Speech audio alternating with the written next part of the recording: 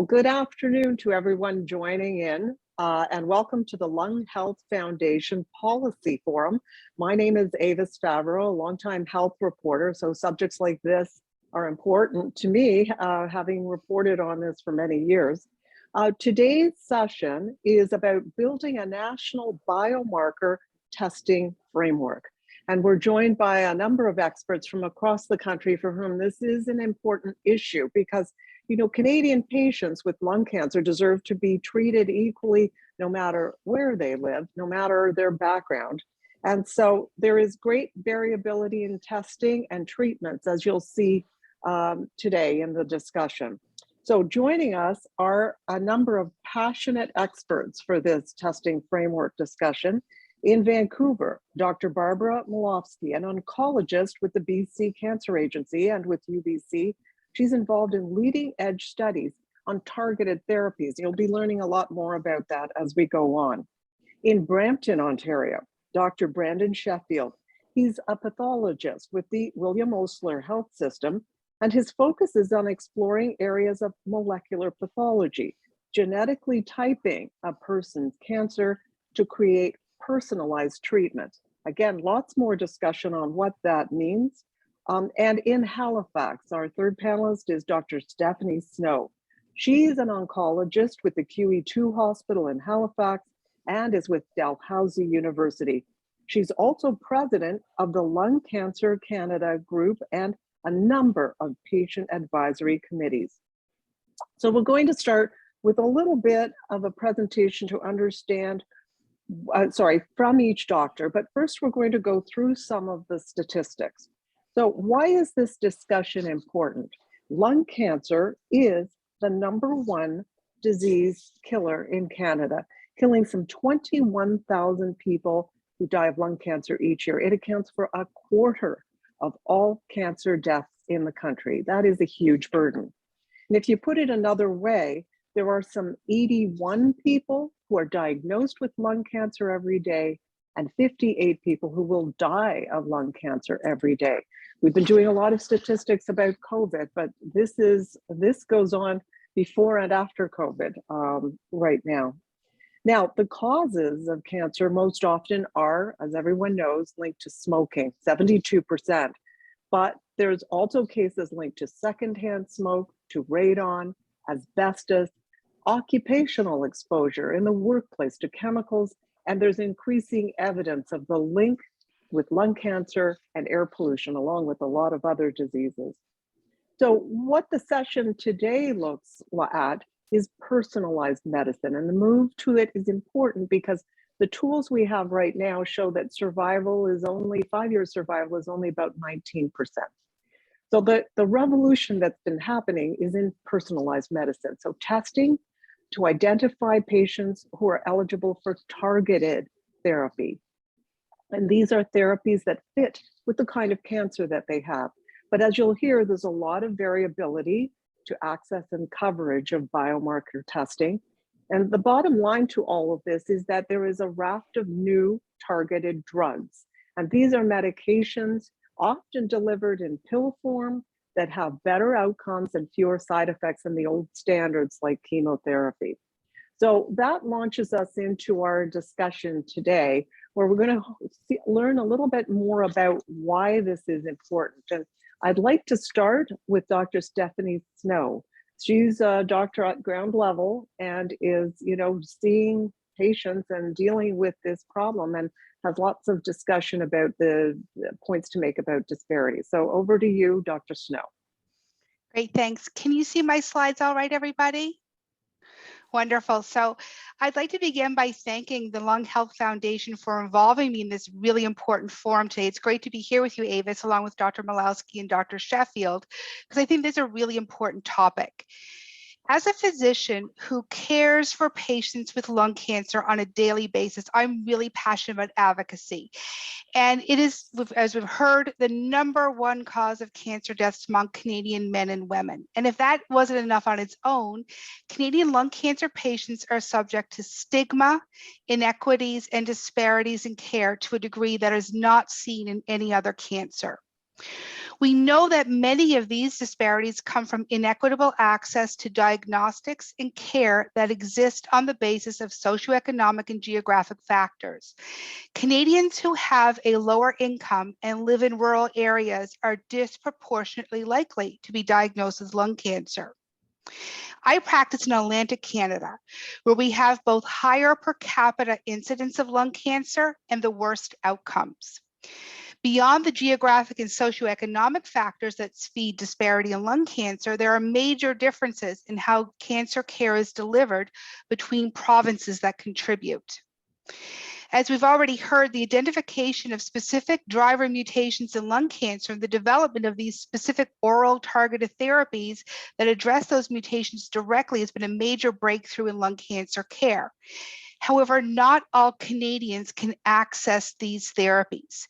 Each province decides which cancer therapies are added to their provincial formulary. And if that therapy happens to be an oral medication, there is only universal access via public health care plans for those patients who are living in Western provinces with cancer agencies. The impact of this is most keenly felt in Atlantic Canada and Ontario, where public funding for oral cancer drugs are only routinely available for those who are over the age of 65 or in Ontario under 25. Now, as I mentioned, many of these treatments are the targeted treatments indicated by the results of lung cancer molecular testing. If you take a step back from the issues surrounding inequities in access to actual treatments, there's also disparity in access to the diagnostic test. It's simple. If you don't have the test, you won't get the drug, even if it is funded. Time is of the essence in treating most patients with lung cancer, and without the best information, a patient who urgently needs to start treatment, we as clinicians may have to resort to therapies which are inferior or more toxic. Issues surrounding barriers to accessing testing goes beyond process and funding in the pathology lab, both of which are very important issues I'm sure we'll be talking about. But most tissue testing is done on tissue. And patients with barriers to accessing the healthcare system, for instance, they don't have a family physician, or they're living in some of those underserviced geographic regions, will face longer delays in diagnostic procedures, and results will take longer when they have to be referred out to larger centers, sometimes in other provinces. Despite the fact that the provision of healthcare is a provincial government mandate, there are things that the federal government can do to help beyond providing supportive funding for testing. For instance, lung cancer needs research support. It represents 25% of new cancer diagnoses in Canada, but it receives a much smaller relative proportion of cancer research dollars.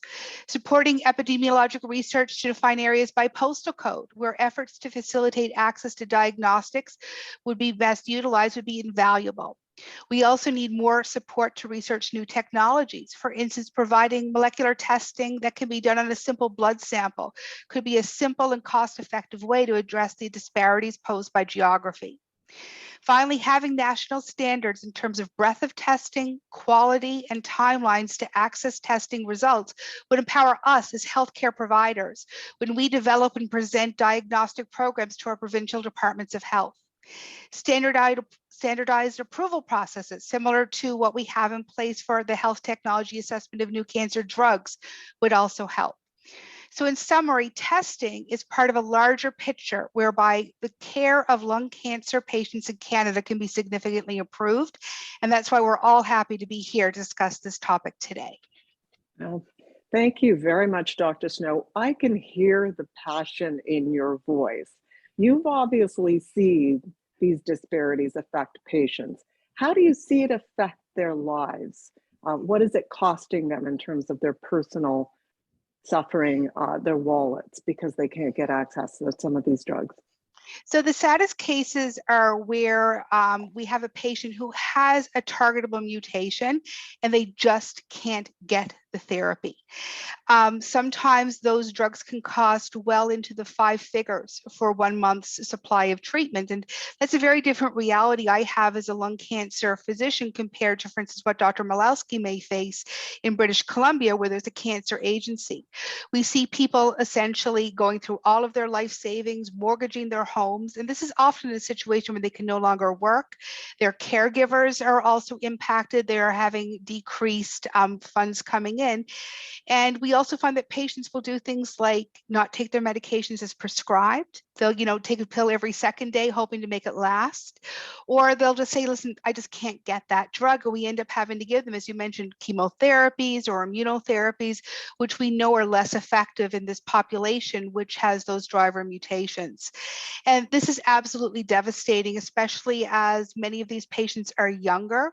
They're less likely to have a lot of comorbidity. So there's a lot of potential life to spare here. And so that's one of the reasons that got me interested in this advocacy work, but it looks different right across the country. And as I mentioned, sometimes it's not just accessing the therapies. I don't have access to the test, or I don't have the tissue to do the test. And how does that make you feel? It can be very frustrating.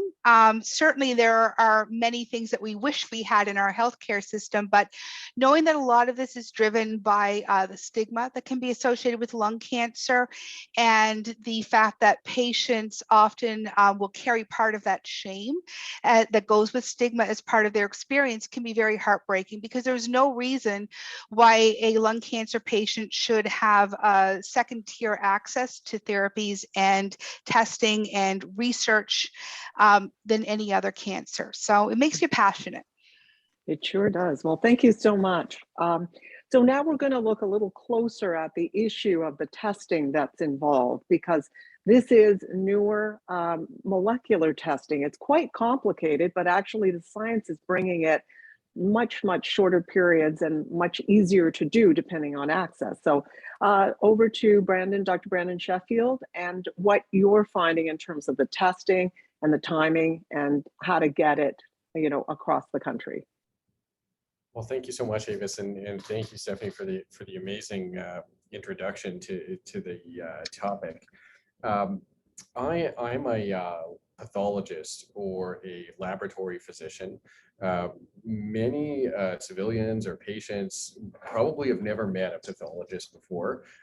We do spend our time in the laboratory, and we don't interact with patients directly. But there are hundreds of pathologists in Canada.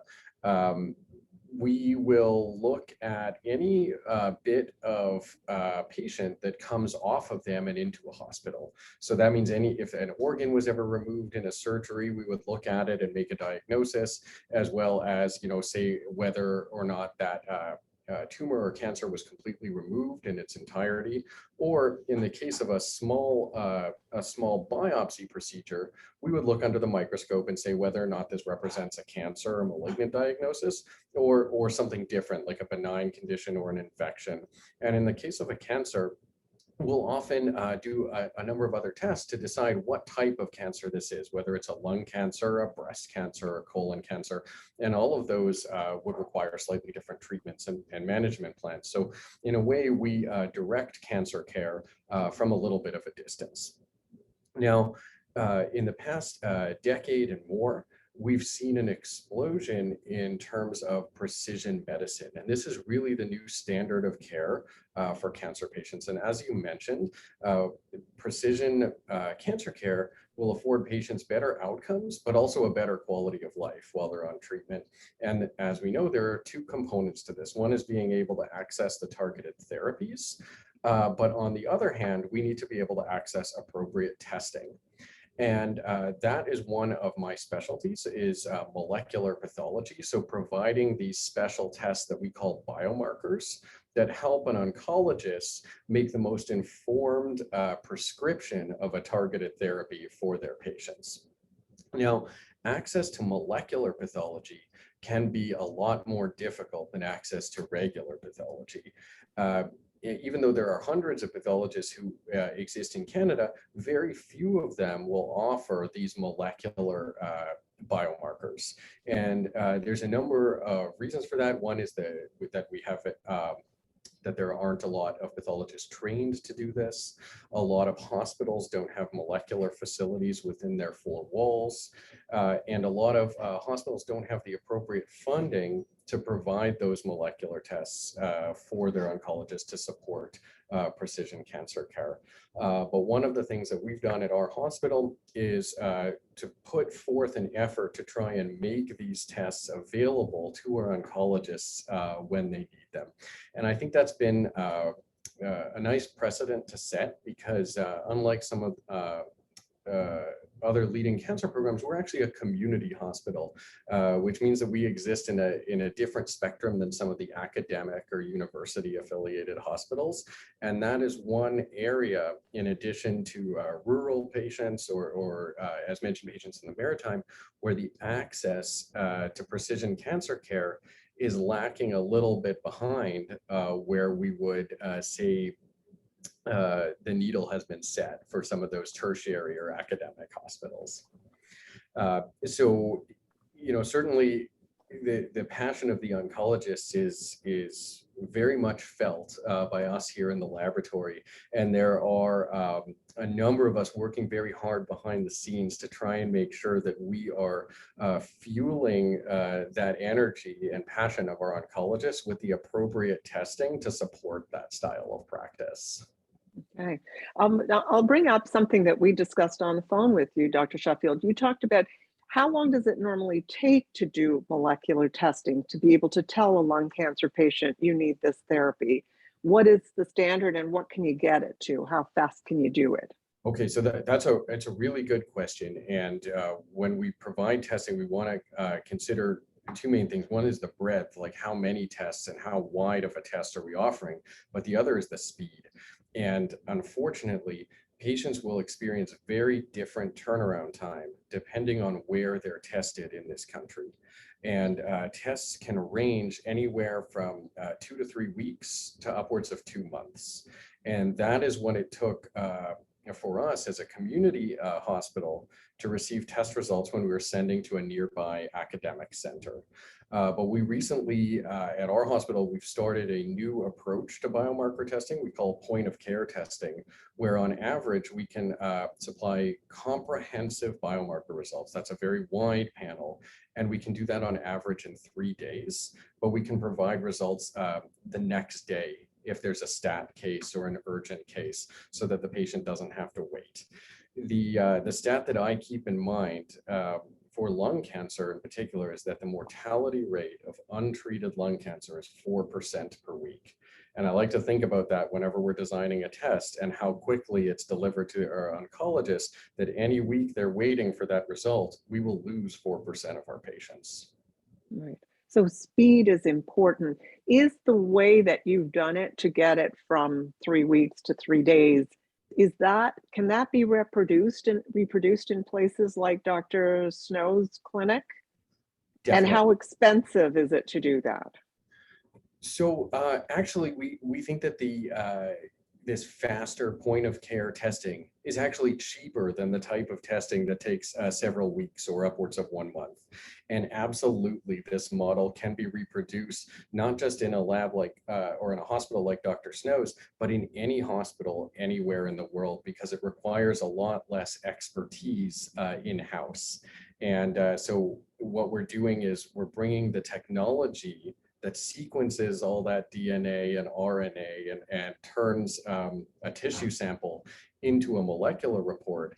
We're just bringing it very close to where the tissue is actually stored, because the majority of the time in those 4 weeks, there's no real science or sequencing or machines that are happening. What's happening is that tissue is just moving around from place to place, from one person's desk to another in a very uncoordinated and haphazard fashion. So if we bring that testing equipment as close to the spot where the patients are getting biopsies as possible, we can really eliminate the vast majority of the waiting time. Oh, that's so more efficient. Exactly. The whole system is more efficient. So do you have a paper or document that you can share if anyone who's watching is interested in copying or learning from this? Yeah. Absolutely. So we recently reported on the first 500 patients who were tested using this new point of care setup. And over half of those patients were lung cancer patients. And so you can see what kind of effect this has had on our patient population. And certainly we can provide a link to that if anybody is interested. Good. And my last question, was there a difference in terms of outcome? It's probably hard to measure that, but did the faster diagnosis lead to faster treatment, lead to? So empirically, yes. And right now we're the feedback that we're getting, not just from our oncologists, but from the patients has been phenomenal. That they absolutely love this and they say that it is a game changer. In terms of the overall survival of our patients, we'll need to wait about a year or two before we get that information. Okay. All right. That'll be something to follow up on. All right. And moving to the third speaker today in Vancouver, Dr. Barbara Milovsky, who actually now is doing much of the research on the targeted therapies that you would be directed to once you get these molecular tests done. So Dr. Milovsky, over to you.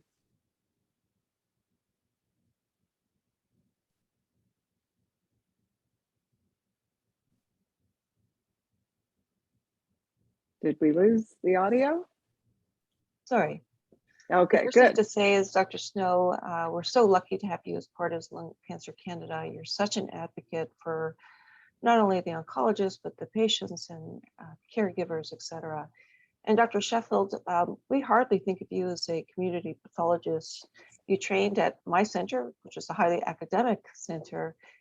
You feed an area or serve an area over 1 million people. And you're attached to some of the smartest academic oncologists that I know. So I certainly see you as part of the academic world. I'm a medical oncologist in Vancouver, and interesting enough, I'm on the Pacific Rim, and so a lot of my patients are Asian. A lot of them are Asian and non-smoking. And because of that, I have a lot of patients that have mutations. When I say mutation, it's really a change in a gene that allows a cancer cell to grow and then gets driven by that mutation. And as you said, Avis, the treatment for a lot of these mutations is actually at the present time pills. There are going to be some new mutations, or excuse me, some new antibodies, so intravenous drugs, but at the present time, many of them are pills. And this has been a wonderful sort of journey. If I think of when we started using these pills, we would give them to patients without even knowing what we were doing. We didn't even know there was a mutation called EGFR.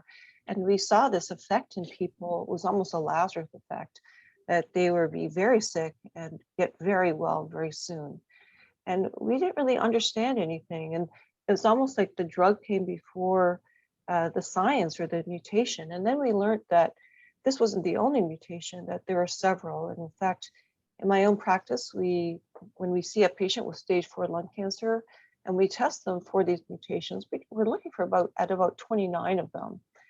And we have treatment, be it standard treatment or clinical trials for almost most of them, almost all of them. So the world has really changed in the last, I'm going to say 15 years, but really even in the last 5. It's really developed into a world where we see a patient.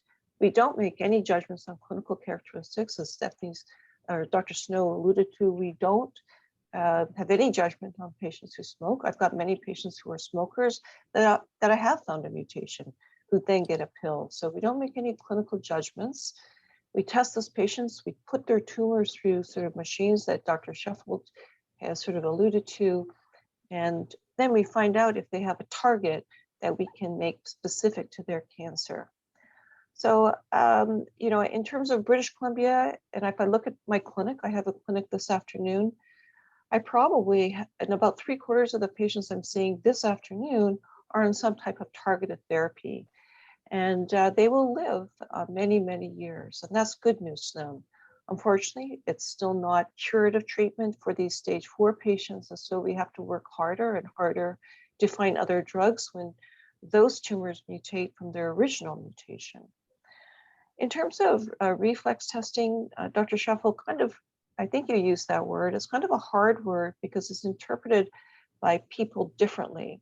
And the ultimate reflex testing is that, a patient has a lung cancer. It doesn't matter what stage it is. It could be a tiny cancer that's removed by the surgeon, or it could be a biopsy of a liver metastases. Those same tumors are all tested in the same fashion to find those mutations in those tumors. And clearly, those mutations don't change. The mutations we find in stage 1 tumors are the same changes or those same mutations we see in later stages. And I always sort of, when I'm teaching residents or students, I always bring up myself. And, I don't have lung cancer, but if I did, and it was taken out, and even if it was really small, I would want to know everything about it. Why would I only want to know if it was metastatic? I would want to know everything. We're now seeing this targeted therapy move into the adjuvant setting with a drug called osimertinib for EGFR mutations.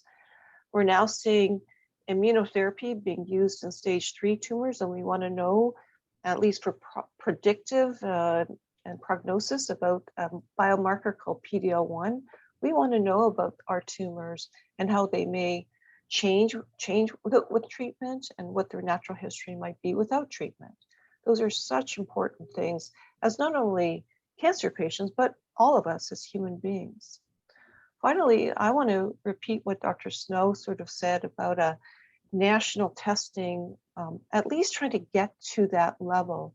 There should be no reason why a patient in the East Coast, I'm not going to say Newfoundland because I think those patients are treated very well, but I'm going to say, there should be no difference between a patient on the East Coast should be different than a patient on my coast.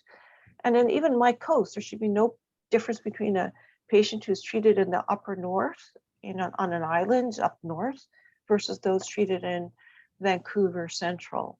So, we're all Canadians. We're a big country, but we're not a big population. I think this is certainly doable. We're not doing it because of provincial sort of budgets and decision of the federal government, what should be done in a provincial level. But I think we really should work hard to convince the payers that we need to have equity and equality across the nation. I'm a strong believer in that. I certainly, don't think that, one province should be better at this than the other. Right. All really good points, because we talk about the universal healthcare system, and we're discovering it. Well, I mean, listen, it's held up reasonably well under very difficult circumstances with COVID, but it's also a sign of how important it is and how we have to fix it and make it better. So this is one area. One question for you, Doctor, in terms of the targeted therapy, what's the average additional lifespan and quality of life improvements? Is there a way of telling people how much longer patients live and the quality of life that goes with it? Yes. So the first thing to say is every different mutation has a different prognosis. So it's hard to lump them all together. But I'm going to use one of the most common one, which is a mutation called epidermal growth factor receptor mutation, or we call it EGFR. And that makes up about, in lung cancer, about 50% of our patients who don't smoke have that mutation.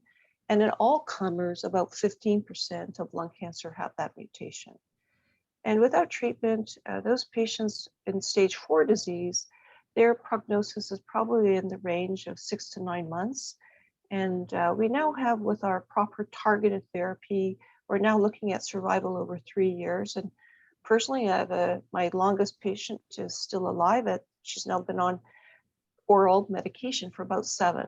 So we're pushing those boundaries, and we hope to make that disease and many other sort of these small sort of catchments of lung cancer chronic disease. That's my vision for the future, that that we'll be talking about lung cancer prognosis like we do patients with diabetes.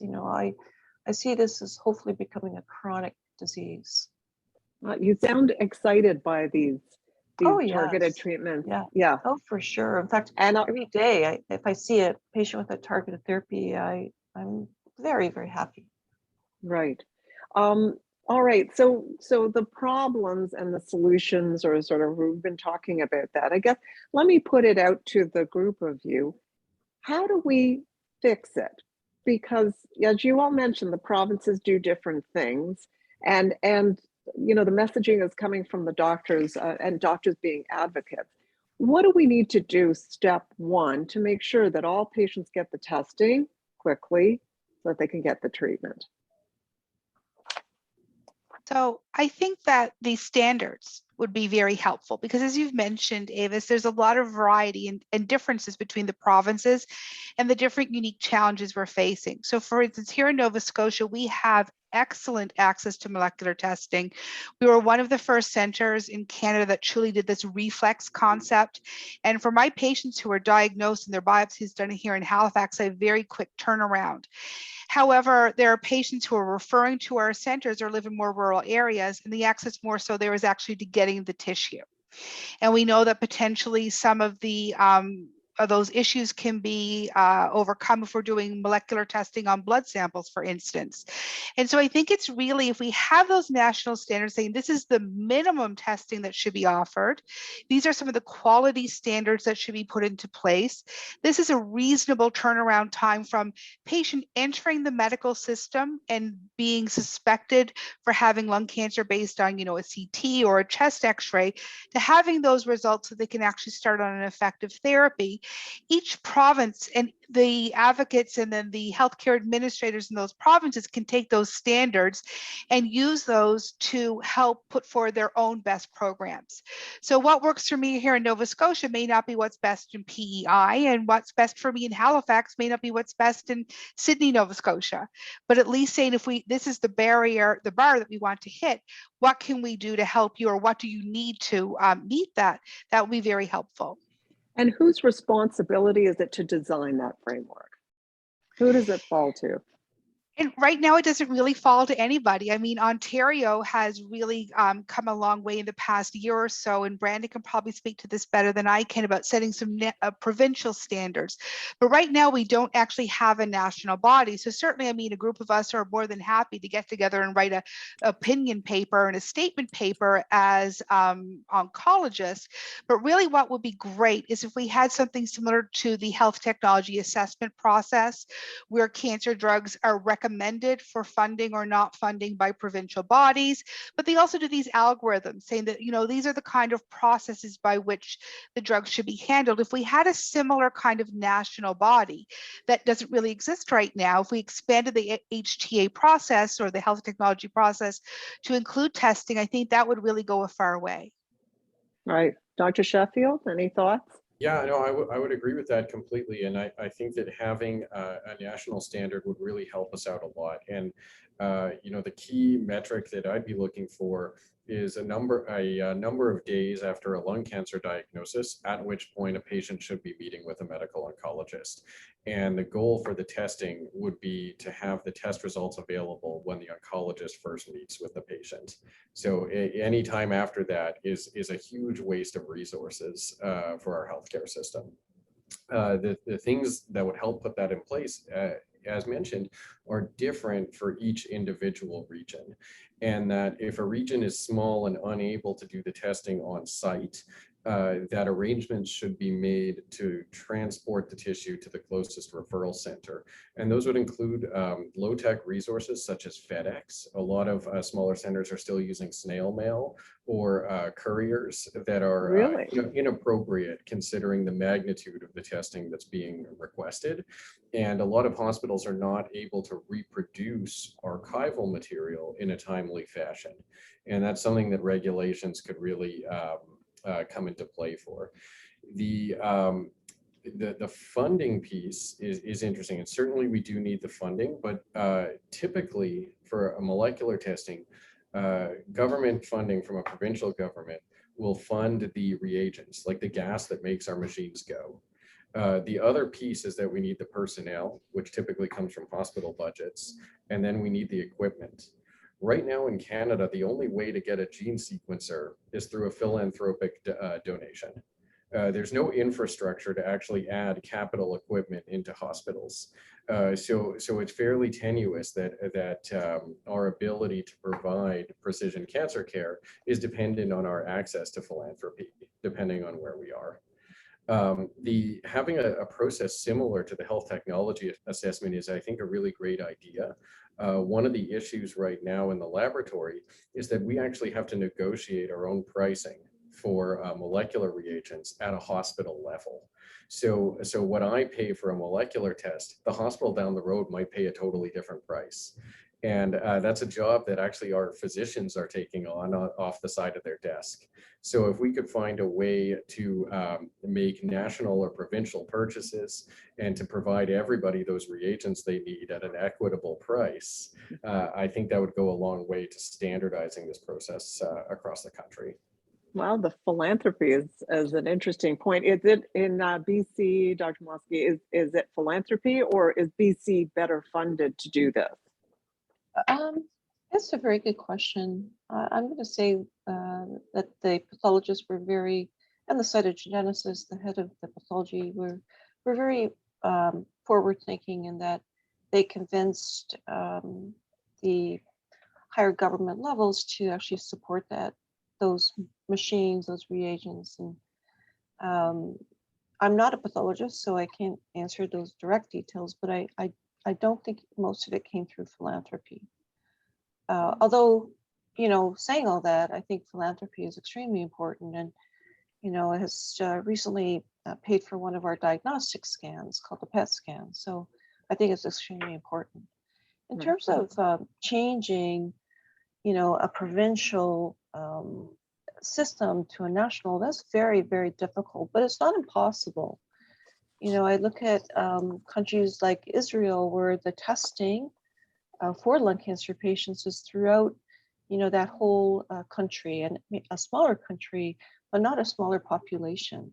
So I don't think it's impossible. And, Brandon, you from Ontario, you recently got Ontario testing that's for the province. And that probably came about by a little bit of, shame. The oncologists felt shameful that provinces like British Columbia were doing it and they weren't. It probably came from some smart people thinking that this is the right thing to do. It probably came from some pressure from the pathology people.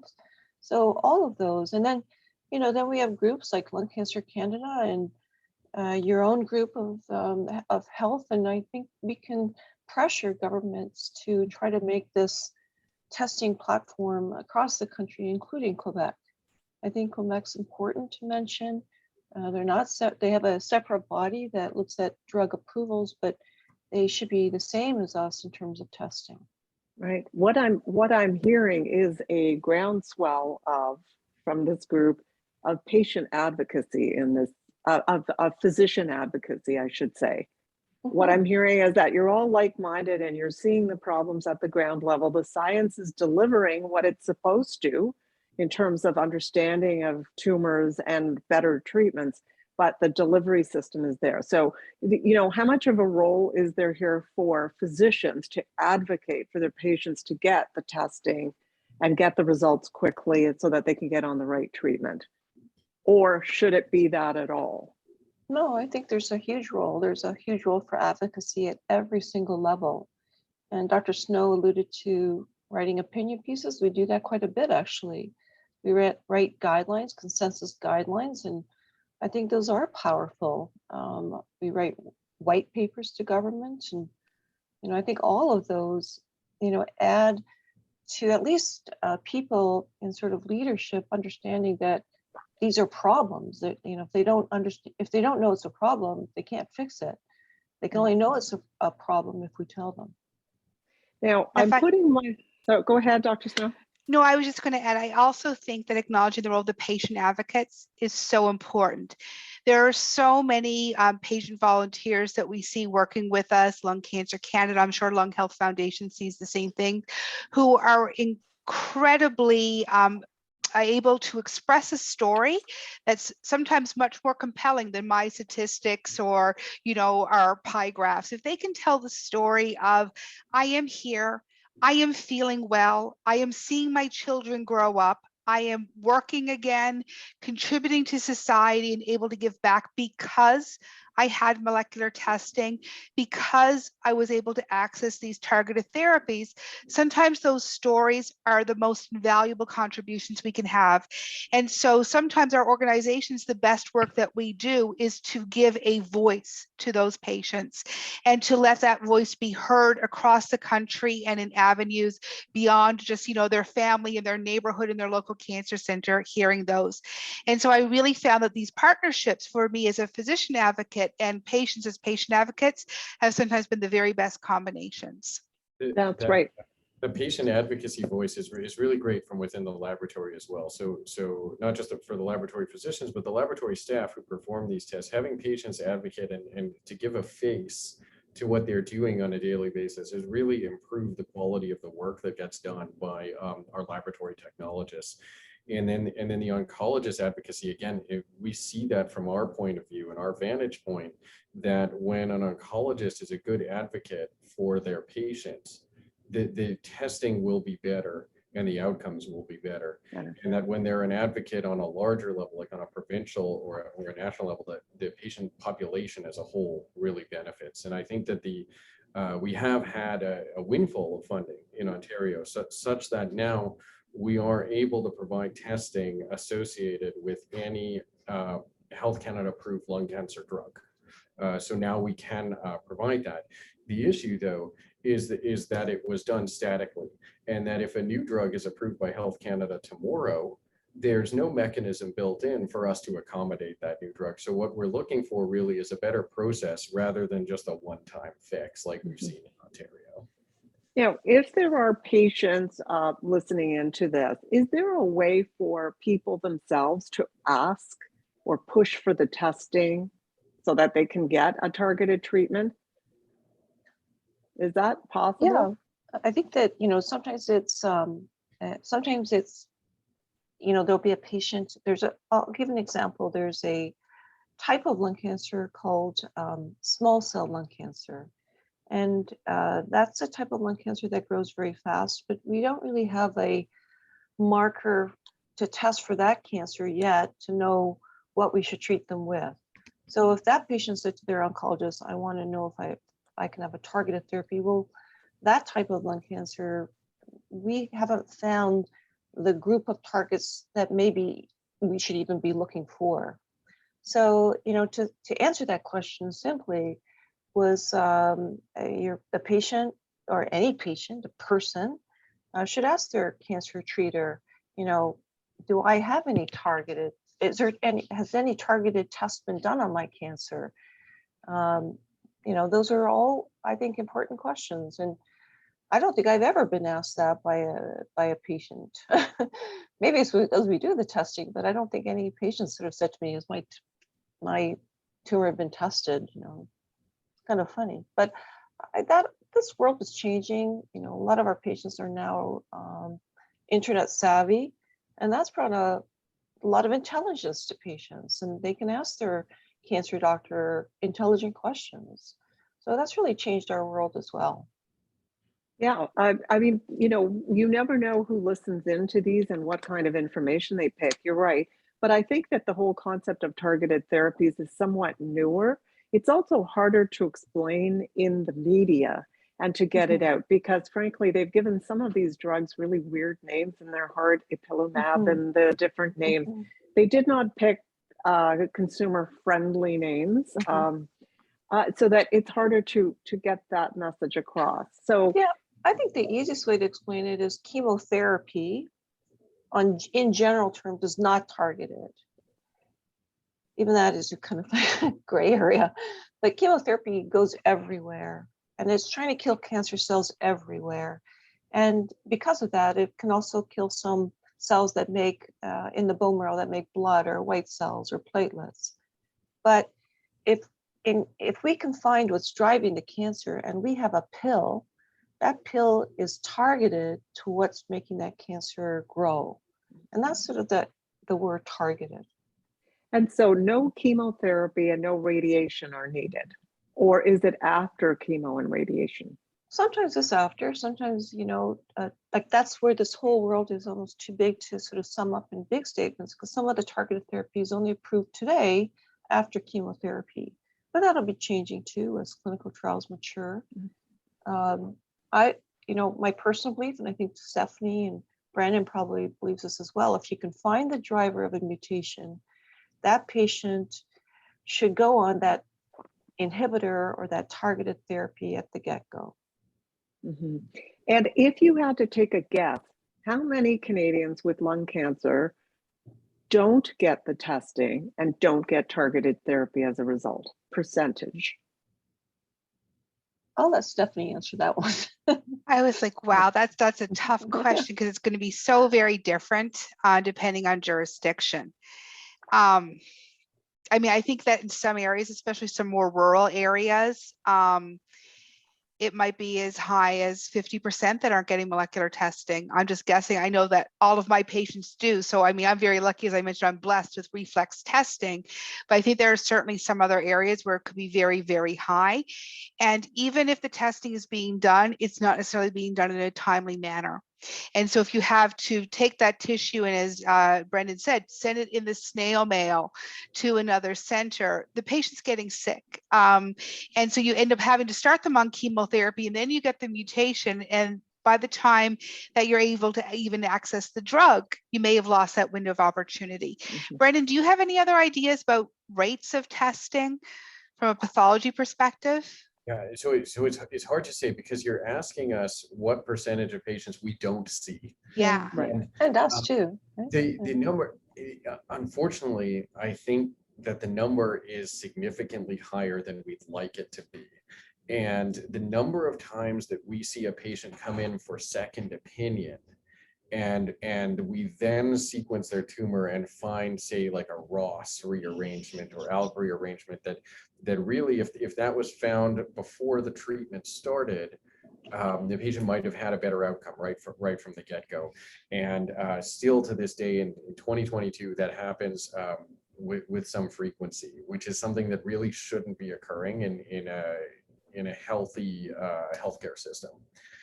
So we do have some work to go in terms of getting the equity piece down. I think a lot of us on this call are very strong advocates and have made sure that this doesn't happen in our center or in our community or in our immediate bubble. The next piece is to make sure this doesn't happen anywhere in Canada. Mm-hmm. Right. And do you know the reasons why these patients aren't getting tested? Is it rural? Have you gone through to kind of figure out? They might be, like, there's some patients that are very frail and die without a diagnosis. So there's patients who die of cancer, they haven't had a tissue diagnosis. There's patients that are going to die of cancer, and their energy or performance status is extremely poor.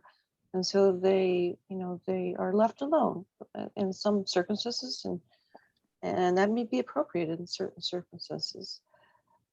So it's a difficult question. It's a difficult question because you can't really give a simple answer. But I'm like I would think Brendan is absolutely right. We're trying to do the best, make sure people get testing so we can make decisions that are correct and informative. Right. Now, when you look at this, Dr. Milovsky, in terms of other therapies that are coming, what do you see coming, and how often do you get new medications with new targets that you? Oh gosh, every time we go to a meeting, I come back with new drugs, new results, and it's like every meeting you go to in lung cancer, the world is changing. I remember going to a large meeting about, I'm going to say 5 or 6 years ago, and a very, very smart man who's very well known in the thoracic oncology community, in front of about 1,000 of us oncologists, said that he didn't think that any other driver mutations were going to be found. And he was very wrong. Since that time, maybe 6 or 7 targets have been found with drugs that we can actually make a difference with. So, I think we only know what we know. We don't know what we don't know. So I'll say that question is that I think the future is bright. We're going to find other targets. And, I think back, there's a type of mutation, and Brandon taught me this. So when he was a resident doctor, he gave a journal club talk on a mutation called c-MET exon 14 skip. And it wasn't a mutation, it was a missing gene.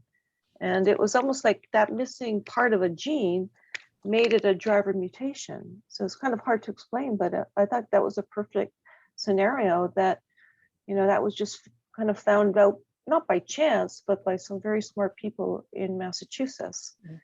But I think the world of lung cancer, I mean, if you were to look at a pie and look at the number of mutations, that I've got a pie from 2011, and then you look at one from 2022, it's all different.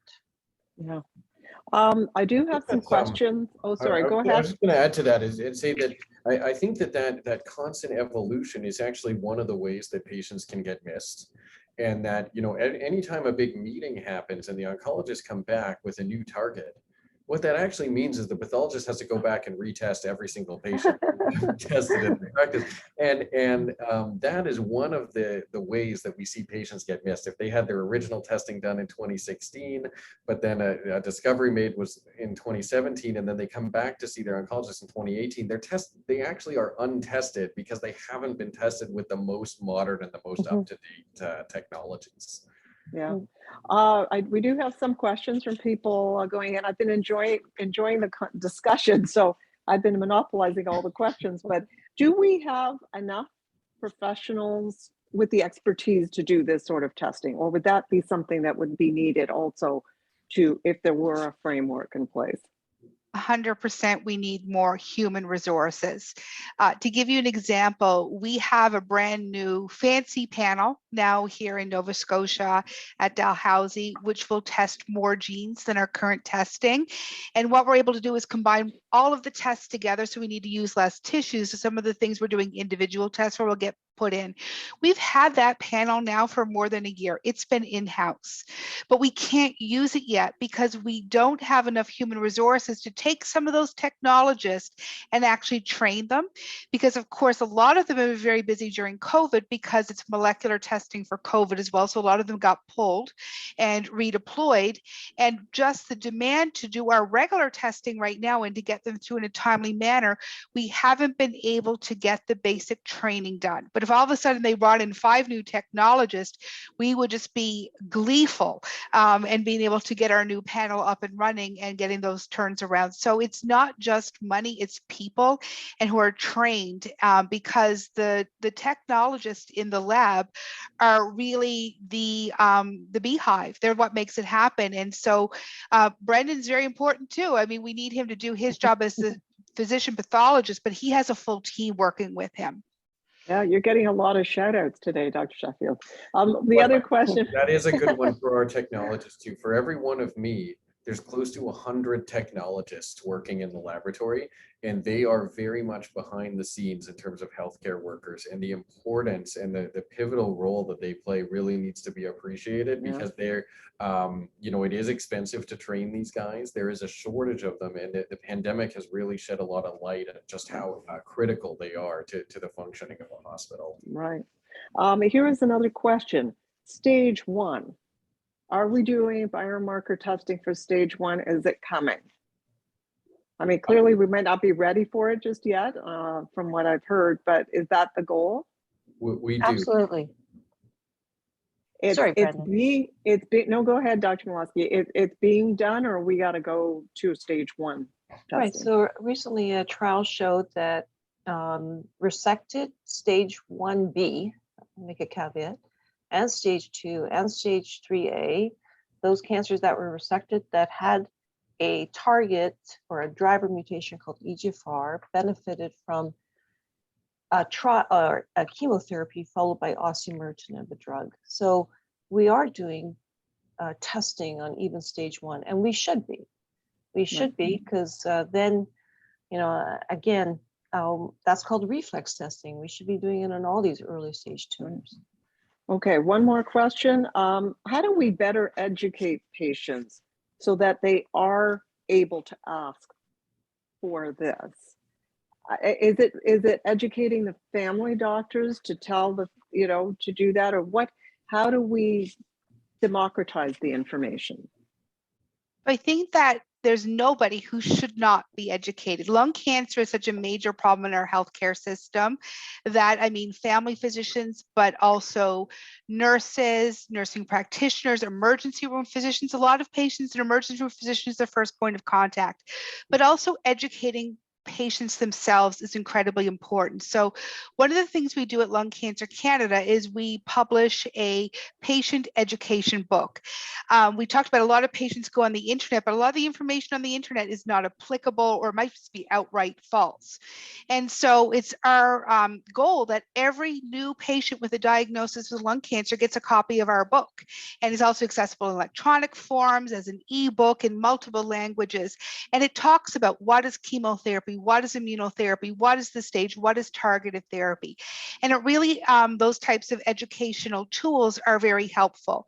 Also, patient education in this world now, we're very virtual. They can attend, they can learn, but a lot of the education comes from each other. And so having patient groups where they can have peer supports and they can say, listen, you're brand new to this. This is what I wish I had known at the beginning. Us facilitating those types of interactions are also so important. Right.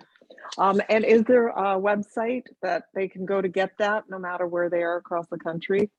Absolutely. So the Lung Cancer Canada Patient Education Book is downloadable from our website for free. And there's also many other organizations with good information, and we often have links and recommendations for that. And I'm sure the Lung Health Foundation has been very important in their provision of patient education as well. Okay, so I'd just like to sum up the session, and what I'm going to do is ask each of you to answer this question and give the take-home message that you would like out. So what advice would you give the federal government, big picture, about how to move forward with some kind of a national framework to deal with this? And what is your take-home message to people watching? Dr. Snow, let's start with you. So my take-home message is that not all Canadian lung cancer patients are equal. And one major part of that puzzle is helping to provide national standards to allow all jurisdictions to have a goal to strive towards to help closing some of those barriers. Okay, Dr. Sheffield? So precision cancer treatment offers a lot of hope and promise to our patients. It can return a lot of potential life years to Canadians, but it comes at a cost. It's very expensive for our governments to maintain. Testing is relatively cheap compared to the drugs and the treatment. And that investment in the testing process can really help ensure that our government gets the most utility out of the dollars they spend on this therapies and the treatment. That's a very good message. Okay, and Dr. Milovsky. I would say that testing for the drivers of lung cancer is changing all the time, and the Canadian patients deserve to be tested equally, that we're one country and lung cancer patients can only be treated the same if the testing is applied at a national level. And so your advice to Ottawa would be? Let's get a group together to decide or to form a framework so that all patients can be tested equally. Deadline? Is there a deadline to this? Tomorrow. Good. Good to put it out. Good to put it out. So anyways, I just want to thank you all. It's been a very, very educational conversation. I really hope that people watching picked up a lot of this important excitement, and you can see some of the roadblocks, but there isn't a problem here that can't be solved as far as I can see it. Right? There isn't a problem here that can't be solved. So this will conclude this policy forum. Again, I want to thank Dr. Milovsky, Dr. Sheffield, and Dr. Snow. I also want to thank Jessica, who's the angel in the background working, and Shakit, who's also been doing all the technical work on this one. I'd also like to thank the Lung Health Foundation and the sponsors of this session, which are EMD Serono, Merck, and Pfizer. And thank you all for joining us today, and keep the issue of lung cancer at the forefront, because this is a really big burden on the health system as well as people across Canada. So thank you very much. Thank you for joining us. Bye. Thank you. Bye-bye.